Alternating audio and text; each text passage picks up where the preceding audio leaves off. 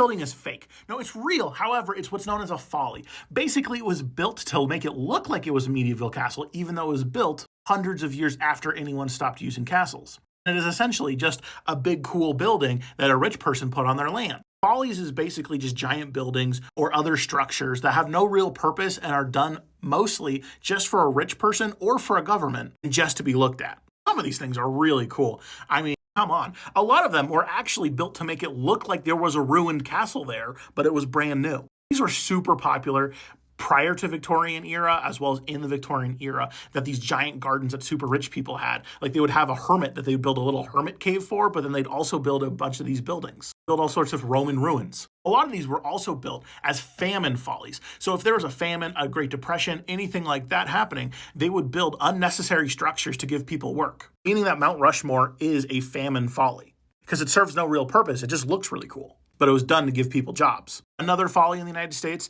is the full-size Parthenon in Nashville. And there are still a lot of modern versions of these follies. While most of them were built in 16, 17, 1800, many of them were built later on. Basically, every monument, you could say, is essentially a folly because it's just dumping money into a big, giant, cool thing, which looks cool, but serves no functional purpose.